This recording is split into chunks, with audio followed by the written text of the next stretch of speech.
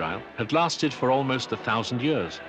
Now, in a little more than 2 decades, it was rent asunder forever.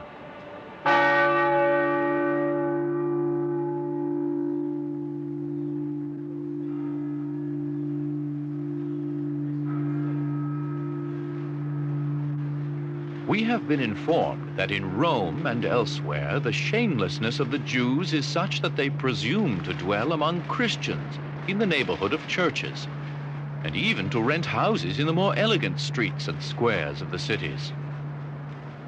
The reaction of the church to Martin Luther's Protestant rebellion was disastrous for the Jews. The church was determined to stamp out deviation and heresy of every kind. And Jews, like Protestants, were regarded as a threat.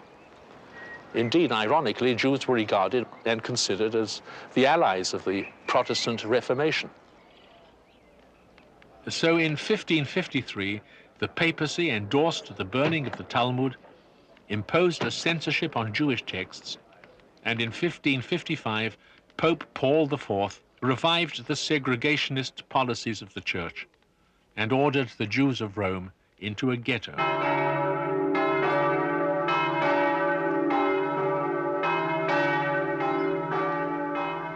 Ghetto, deprivation, isolation, separation. Across the centuries, the word ghetto came to mean the segregation of any people. But originally, the word ghetto was a Venetian word meaning iron foundry. The new meaning of ghetto was created here in Venice some 40 years before Pope Paul issued his encyclical. Once upon a time, there was an iron foundry in this place.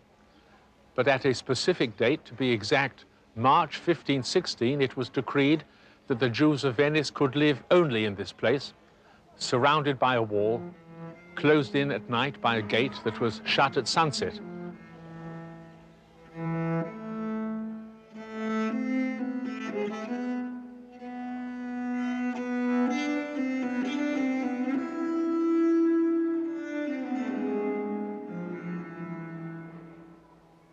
It was not at first a place of deprivation or persecution. The intent of the Venetians was perhaps only to limit Jewish competition with their own commercial activities, but this ghetto set the pattern that was soon followed by city after city throughout Italy, and eventually by cities across all of Europe. It's very hard to paint the reality of ghetto life, the social or the intellectual reality, in one single color.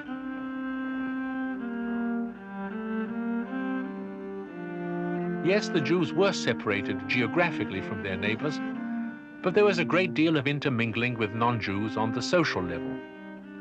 There were periods of repression and persecution, but there were also periods of relative toleration.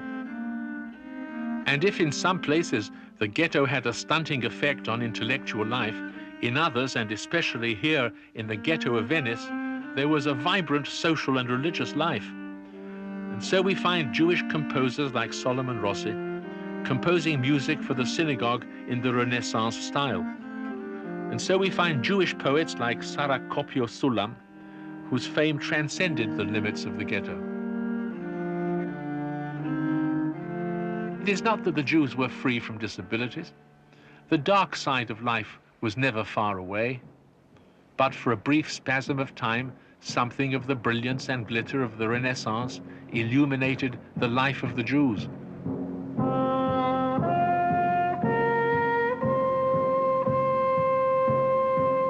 The dynamism of the Renaissance passed now to the nations along the Atlantic coast.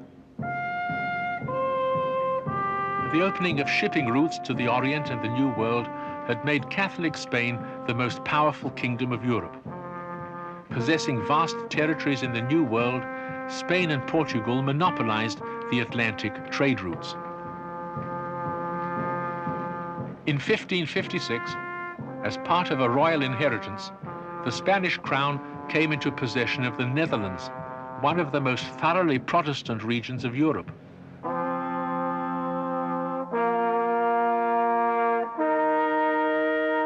In Spain, for 60 years since the expulsion of the Jews, Spanish rulers had waged a bloody campaign to root out all vestiges of Jewish and Islamic worship among their subjects. The Spanish Inquisition had tortured and burned at the stake thousands suspected of deviating, however slightly, from strict Catholic orthodoxy. Now, with the Netherlands under Spanish rule, the Spanish Inquisition would deal with the Dutch. The Netherlands rose in revolt. Protestant England and its Queen Elizabeth came to their aid. The battle lines were drawn. Elizabeth and the Protestant lands on one side, the grim and zealous monarch of Spain, Philip II, and the Catholics on the other. Before permitting religion to be weakened, I would lose all my dominions and 100 lives if I had them, for I will never be a ruler of heretics. I know I have the body of a weak and feeble woman, but I have the heart and stomach of a king, and of a king of England, too, and think foul scorn that Spain or any prince of Europe should dare to invade the borders of my realm. Spain's attack, when it came, was massive. A fleet of greater proportions than the world had ever seen. It was called the Catholic Armada. The English, under Sir Francis Drake, sailed out to meet it. When the two fleets met, the lighter and swifter ships of the English quickly outmaneuvered the Armada and broke up its formation.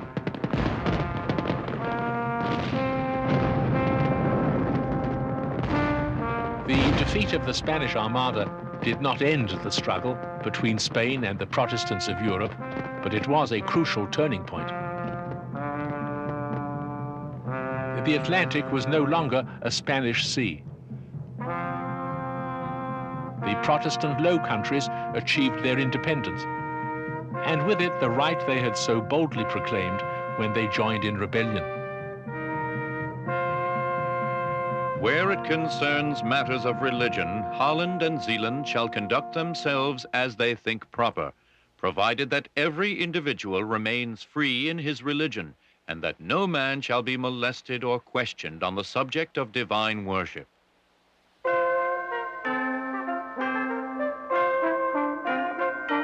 Amsterdam, once little more than a minor port on the North Sea, welcomed refugees from religious intolerance all over Europe. Protestant merchants came from Flanders, Huguenots from France, Jews from Spain and Portugal. The city grew into the trade capital of Northern Europe. Spices, textiles, goods of all sorts crowded the docks of Amsterdam. Its ships went forth in search of trade routes everywhere. The Dutch flag was raised over lands in the distant Orient and in Africa, and in the New World. Its merchants gathered fortunes.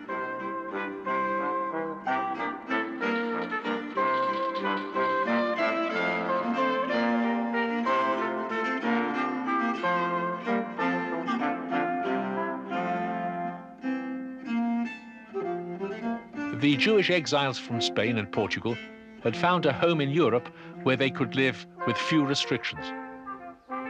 Here in 1616, a rabbi could write, "Today the people are living peacefully in Amsterdam. They have made laws and rules among them which accord freedom of religion to all. Everyone is permitted to live according to his creed." However, he is not to make it publicly apparent that he belongs to a religion different from that of the rest of the city's inhabitants. A synagogue or a Catholic church would be discreetly hidden from view, like this church in the attic of an Amsterdam mansion. Over the years, Amsterdam's respect for diversity and dissent grew to allow public worship by those of all faiths. The Jews came to call it the New Jerusalem.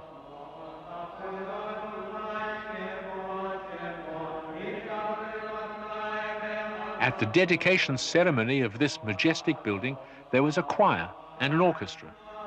This reflected the taste, the culture, and the practice of the Spanish and Portuguese Jews who founded this community and who built this synagogue.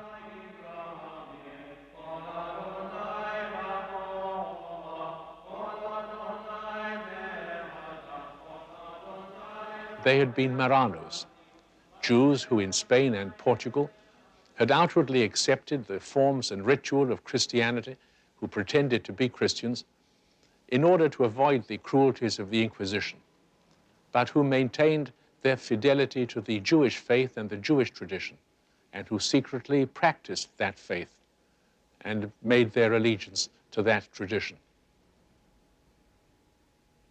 For several generations in Spain and Portugal, the Marranos endured, hiding their Jewish identity. In Amsterdam, they would reshape their lives.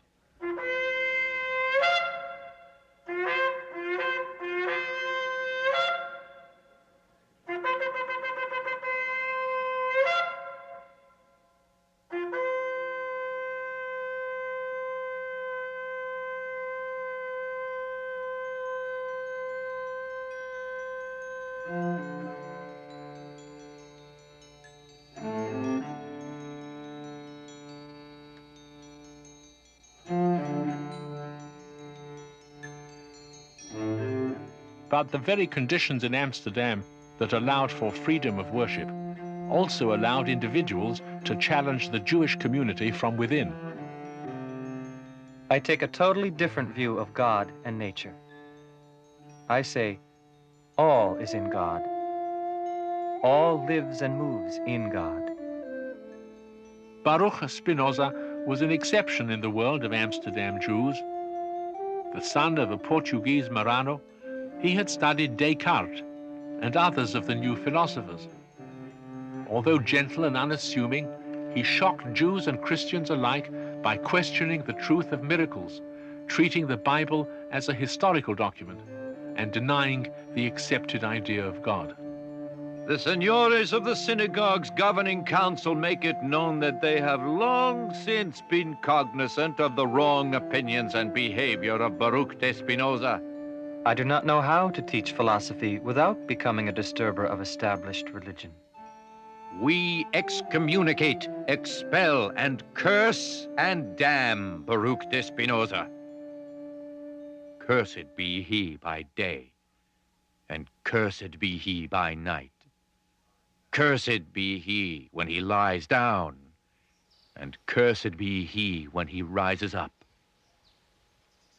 We order that nobody should communicate with him, orally or in writing, or show him any favor, or stay with him under the same roof, or come within 4 cubits of him, or read anything composed or written by him. Unshaken, Spinoza continued to study and write in solitude. He had alarmed his contemporaries with his view that God and nature were one and could be understood by reason. They accused him of atheism, but later generations would recognize in his writings a foundation of modern philosophy and see him as a God-intoxicated man.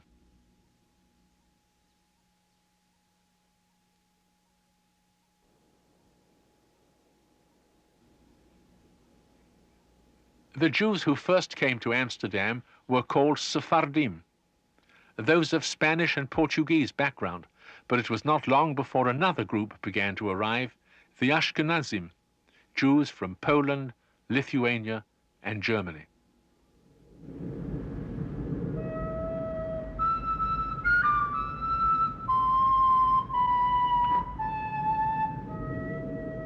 The experience of these Ashkenazi Jews, the Jews of Northern Europe, often had been bitter. The Middle Ages had been a time of unending trial. But they continued to lead a precarious existence in scattered communities throughout Germany and Central Europe.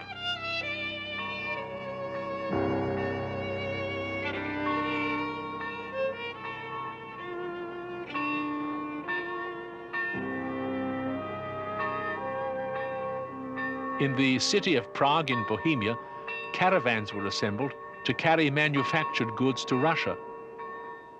Other caravans returning from the east unloaded their cargo of Russian grain, lumber, and cattle for reshipment to the West.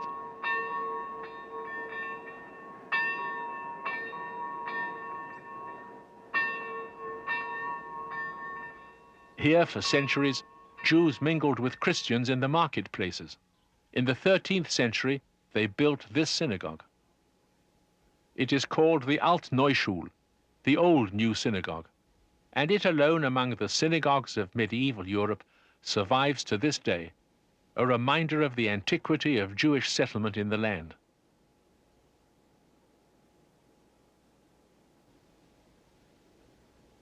The world of the Ashkenazim was unlike that of the Spanish Jews in many ways. In Spain, Jews had felt that they were Spanish at least as much as they were Jewish. But in Northern Europe, constant tension between the Jews and Christians from the 10th century onward had closed the Jews within their own society.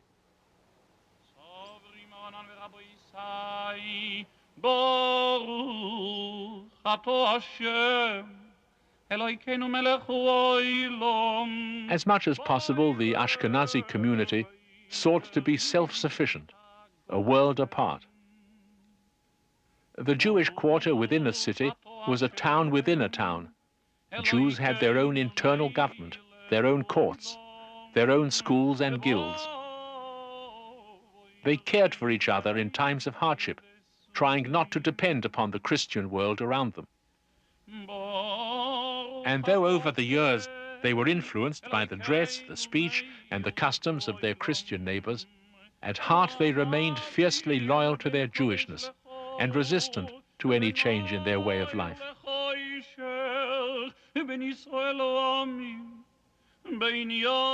Blessed art thou, O Lord our God, King of the universe, who hast made a distinction between the sacred and the profane, between light and darkness, between Israel and the other nations, between the 7th day and the 6 working days. Blessed art thou, O Lord, who hast made a distinction between the sacred and the profane.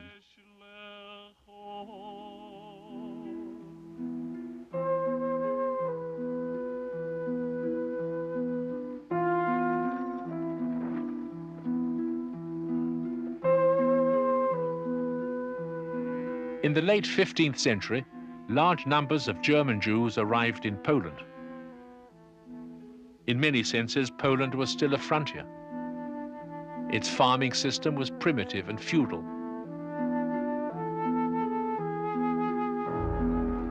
The Polish nobles realized that greater profits could be made if the lands produced more efficiently. The nobles turned to the Jews. We do hereby lease to the worthy Master Abraham, son of Samuel, our estates, villages, and towns, and the monetary payments that come from the tax on grain, beehives, fish ponds, lakes, and places of beaver hunting, on fields, on meadows, on forests, and on threshing floors. We also give him the authority to judge and sentence all our subjects, to punish by money fines or by sentence of death those who are guilty or who disobey. The Jews who leased the lands from the nobles were called arendars, and they enlisted other Jews to help them administer those vast domains. Goods that were produced were turned over to Jewish merchants for sale. In this new land of opportunity, Jews became innkeepers, traders, artisans, and financial agents. All the Jews benefited. The Jewish community of Poland grew to be the largest in the world.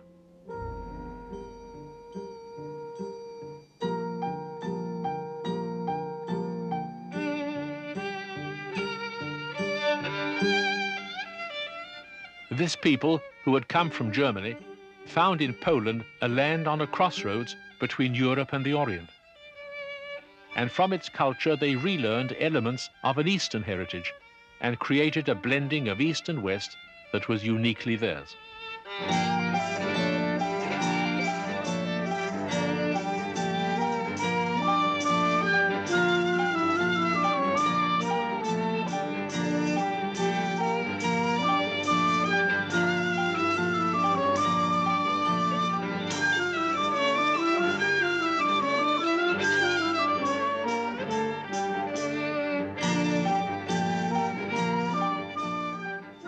It is with a sort of painful foreboding that we look back on the period of greatest prosperity for the Polish Jews.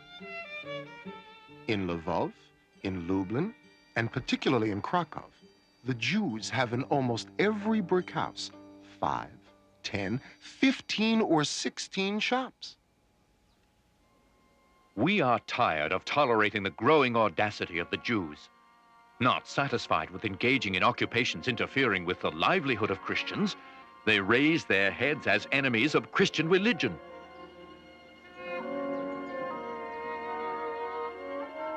The mixture of economic competition and religious tension had always proved dangerous. The Jewish governing councils soon realized the peril of their situation. In all Jewish communities dwelling in and near the cities, the elders should warn their members to be careful neither to ridicule nor to assault any Gentile. We all see that the bitter exile is getting more and more intense.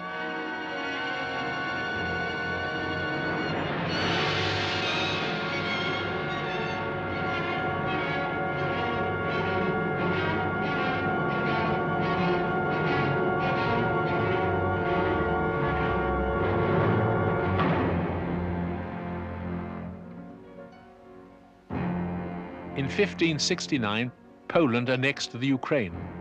Huge regions of wilderness were brought under Polish rule. Arendars and other Jews were sent in to colonize these territories. The Ukrainians were members of the Eastern Orthodox Church, their language and culture distinct from that of the Polish rulers. They hated the Poles with their Roman Catholic priests and their Jewish Arendars.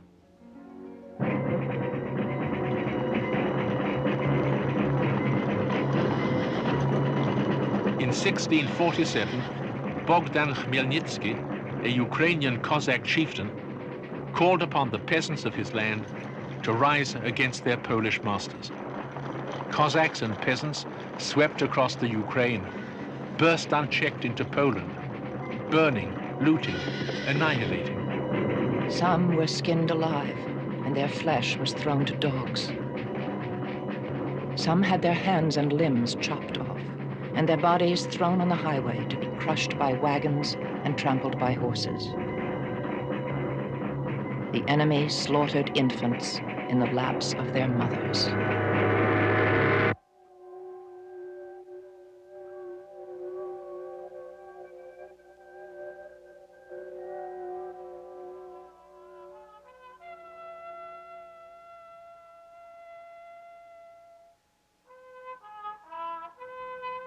When it was over, Warsaw, Krakow, the great cities and towns were decimated.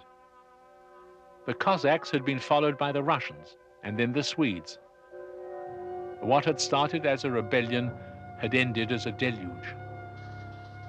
The Jewish dead numbered at least 100,000. Many thousands more had been taken captive and sold into slavery. Throughout the world of Judaism, there was shock. Shock at the fate of the Polish victims, shock at the recurring pattern of violence to which Jews everywhere were subject. The turmoil and violence of the times seemed proof that the end of days was near. Jewish tradition had promised redemption at the end of days, had promised a time when the Messiah would come to restore the world to holiness and redeem the nation. The Jews waited and they hoped. In 1665, when the massacres in Poland were almost ending, Shabtai Tzvi, a Turkish Jew, proclaimed that he was the Messiah. The word spread like wildfire. Everybody talked about having seen a pillar of fire. To one, it had appeared at noontime, to another, at night. Torchlight processions would move through the city to cries of, "Long live the Messianic King! Long live Shabtai Tzvi!"